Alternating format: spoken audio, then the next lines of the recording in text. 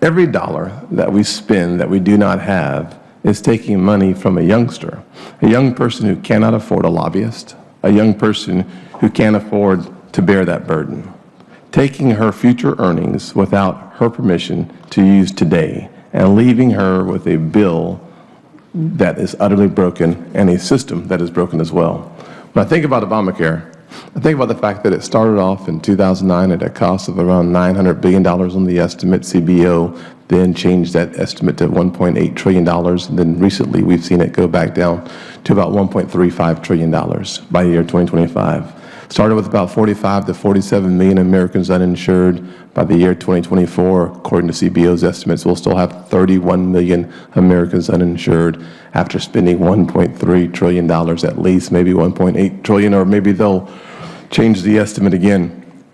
And at the same time, we're squeezing the healthcare providers to a place where they simply cannot afford to provide care to some of the patients who desperately need the assistance. So having a cart on the front end but having no one to take care of you on the back end does not seem like progress, and still having 31 million Americans uninsured. And one of the reasons why I think you've had so many questions about what happens in the King-Burwell case is because when you look at the actual law itself and the construction of the law from a financial perspective, with 31 or so changes to the law, delays to the law, we find ourselves unprepared for a future that obviously is coming, it seems like to me. A couple questions, and I would like to go back to the King-Burwell question. You're a brilliant woman, without any question. You've served very well. I think I voted for you when you were up for OMB, so I have a lot of confidence in your capabilities. I remember the conversation that we had in the office. You were a MetLife on the MetLife Board of Directors.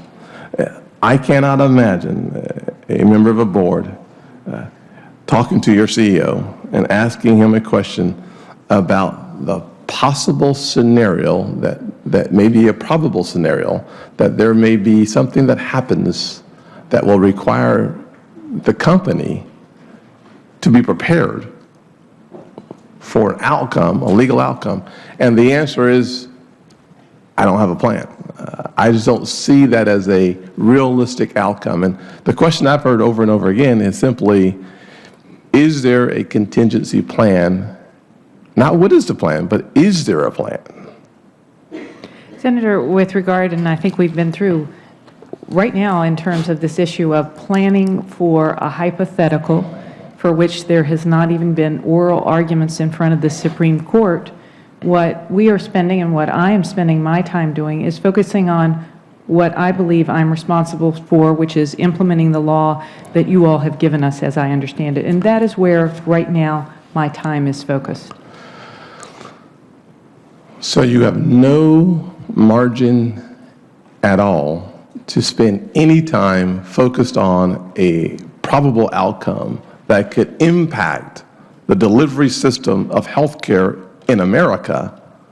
You have no plan for you have no time for a contingency plan whatsoever. Right now, with regard to the issue of a probable outcome, as I think I have said, I think we believe that the position that we hold is a position that both represents the letter of the law as one, and I will let the Justice Department articulate the reasoning around that, and we recently have in the brief that we filed, with regard to the letter of the law, and certainly with the spirit of the law, and the idea that the United States Congress gave tax breaks to people in New York, but not people in New Jersey or other states.